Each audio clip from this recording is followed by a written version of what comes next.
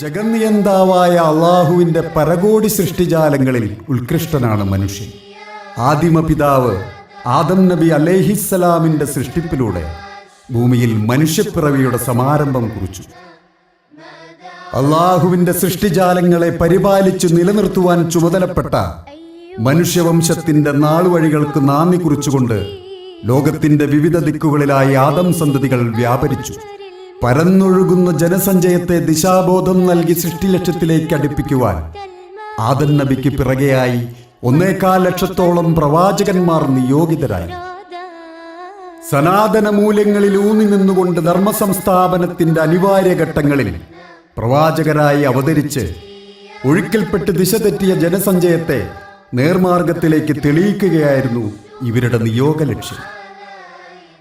പ്രവാചക ശൃംഖലയിലെ ആദ്യ കണ്ണി മനുഷ്യപിതാവായ ആദം അലൈഹിസ്സലാമും അവസാന കണ്ണി മുഹമ്മദ് മുസ്തഫ സല്ലല്ലാഹു അലൈഹി വസല്ലമയുമായിരുന്നു.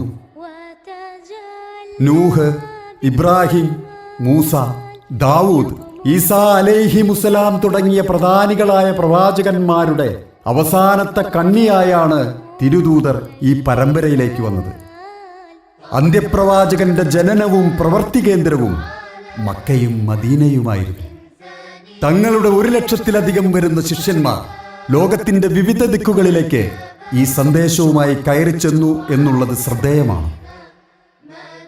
അങ്ങനെയാണ് ഈ സന്ദേശത്തെ പരിചയപ്പെടുത്താൻ അറബിക്കടലിന്റെ തിരമാലകളേറ്റു പ്രശോഭിച്ചു നിന്ന കൊച്ചു കേരളത്തിന്റെ ഭൂമികയിലേക്ക് മാലിക് ഇബ്നു ദീനാറും സംഘവും വന്നിറങ്ങുന്നത്. ചരിത്രപരമായി ഒട്ടുവളരെ ശ്രദ്ധിക്കപ്പെട്ട കൊച്ചു കേരളം ഒരു മഹാവിപ്ലവത്തിന്റെ മാറ്റൊലി ഏറ്റുവാങ്ങാൻ തയ്യാറാവുകയായിരുന്നു. ആർഷഭാരത സംസ്കാരത്തിന്റെ സനാതന മൂല്യങ്ങളുടെ സൂക്ഷിപ്പുകാരായി മാറേണ്ടി വന്ന മഹാരഥന്മാരുടെ ചരിത്രത്തിന്റെ ഏടുകളെയാണ് ഇസ്ലാമിക സംസ്കാരത്തിന്റെ ഇടനാഴികയായി നാം പരിചയപ്പെട്ടത്. വിദേശാധിപത്യത്തിന്റെ കരാളഹസ്തത്തിൽ ഇന്ത്യയുടെ അസ്തിത്വം ഞെരിഞ്ഞമരുമ്പോഴും വ്യക്തിത്വം മടിയറ വയ്ക്കാൻ തയ്യാറല്ലായിരുന്നു ഭാരതീയർ. ഈ ഉപഭൂഖണ്ഡത്തിന്റെ വൈജ്ഞാനിക, സാമ്പത്തിക, സാങ്കേതിക വളർച്ചയ്ക്ക് എന്നും നേതൃപരമായ സംഭാവനകൾ നൽകിയ കേരള ജനത എല്ലാ സാഹചര്യങ്ങളിലും വ്യത്യസ്ത നിലപാടുകളാൽ ശ്രദ്ധിക്കപ്പെട്ടു. ഇവിടെയാണ് സമസ്ത കേരള ജംഇയ്യത്തുൽ ഉലമയെന്ന പണ്ഡിത സഭയുടെ സാന്നിധ്യം കേരള ജനത ശ്രദ്ധിച്ചു തുടങ്ങിയത്. സമസ്ത കേരള ജംഇയ്യത്തുൽ ഉലമ ആലോചിച്ചു നോക്കൂ നിങ്ങളത് അതിനെപ്പറ്റി. സമൂഹത്തെ സനാതന മൂല്യങ്ങളിൽ അടിയുറപ്പിച്ചു നിർത്തേണ്ടതിന്റെ നിർബന്ധിത സാഹചര്യം ഉൾക്കൊണ്ടുകൊണ്ട് വ്യക്തവും സുനിശ്ചിതവുമായ മുഖ്യധാരയിലേക്ക് എവിടെയൊക്കെയോ വഴിതെറ്റിപ്പോയ ജനസഞ്ചയത്തെ തിരിച്ചു കൊണ്ടുവരികയാണ് സമസ്ത ചെയ്തത്. കോഴിക്കോട് വലിയ പള്ളി ഈ ചരിത്ര ഉദയത്തിന് തിരഞ്ഞെടുത്ത മഹാരഥന്മാരായ വരക്കൽ മുല്ലക്കോയ തങ്ങളും പാങ്ങിൽ അഹമ്മദ് കുട്ടി മുസ്ലിയാരുമാണ് ദീർഘവീക്ഷണത്തിന്റെ സബര്യയ്ക്ക് നേതൃത്വം നൽകിയത്.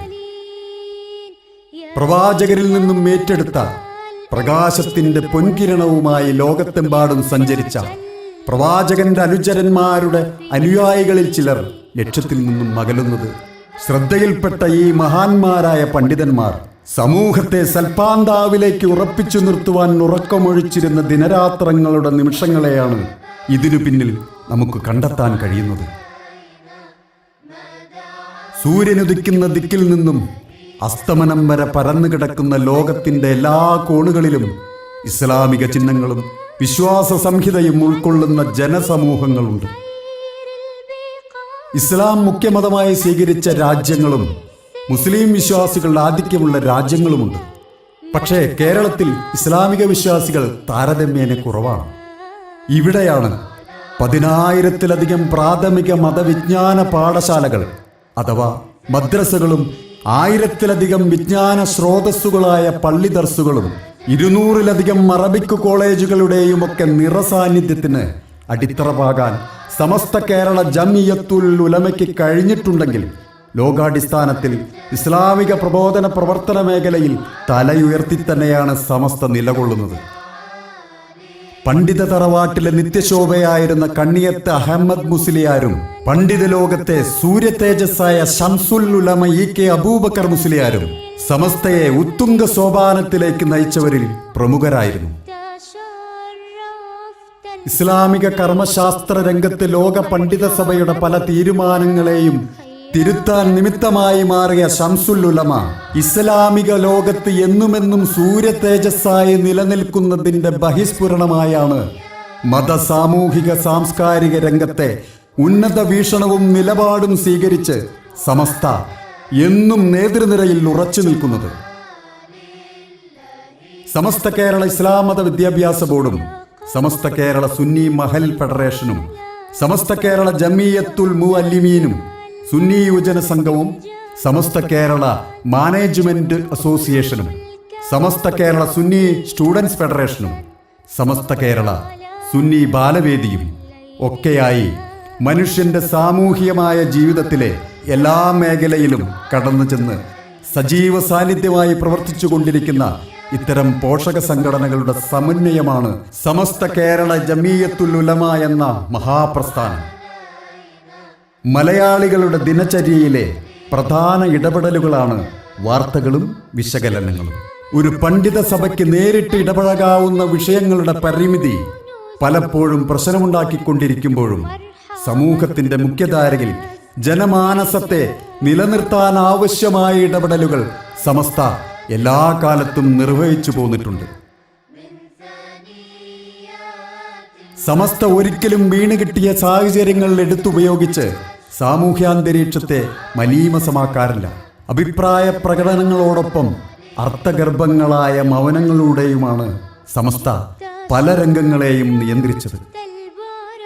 ചില പ്രത്യേക സാമൂഹിക പ്രതിസന്ധികളെ തന്മയത്വത്തോടെ നേരിട്ട് സമാധാനാന്തരീക്ഷം സ്ഥിരപ്പെടുത്താനായിരുന്നു സമസ്ത ശ്രദ്ധ ചെലുത്തി പോന്നത്. ഇത്തരം മഹത്തായ നിലപാടുകൾ രൂപീകരിച്ച് നടപ്പിലാക്കുന്നതിൽ പാണക്കാട് കുടുംബമടക്കമുള്ള മഹാന്മാരായ സാദാത്തുക്കളുടെയും പണ്ഡിതന്മാരുടെയും ഒത്തുനിൽപ്പ് സമുദായത്തിന് എന്നും അടിത്തറയായിട്ടുണ്ട് എന്നത് സാന്ദർഭികമായി ഓർക്കുകയാണ്. കേരളത്തിന്റെ പ്രത്യേക സാഹചര്യം വിവിധ രാഷ്ട്രീയ സാമൂഹിക സാംസ്കാരിക സങ്കലനമായി മാറുമ്പോൾ നൂറ്റാണ്ടുകൾ പഴക്കമുള്ള വാർത്താ മാധ്യമങ്ങൾക്ക് പക്ഷങ്ങൾ മാറി നിലപാട് സ്വീകരിക്കേണ്ടി വരുമ്പോൾ ജനപക്ഷ നിലപാടുകളുടെ വിടവ് പ്രകടമായി തോന്നിയ സാഹചര്യത്തിലാണ് സമസ്ത കേരള ജമിയത്തുൽ ഉലമ പത്രലോകത്തേക്ക് കടന്നുവരാൻ തീരുമാനമെടുത്തത്. ഓരോ പ്രഭാതവും സർവശക്തന്റെ പുത്തൻ സൃഷ്ടിയാണ്. ആ പ്രഭാതത്തിന്റെ ശോഭയുമായാണ് സുപ്രഭാതം കൈരളിയുടെ കരങ്ങളിലേക്കെത്തുന്നത്. കടന്നു ചെന്ന ഒട്ടുമിക്ക മേഖലകളിലും വ്യക്തിമുദ്ര പതിപ്പിക്കാൻ കഴിഞ്ഞ സമസ്തയ്ക്ക് പത്രപ്രസിദ്ധീകരണവുമായി രംഗത്ത് വന്നപ്പോഴും ചരിത്രം കുറിക്കാൻ കഴിഞ്ഞു എന്നുള്ളതാണ്.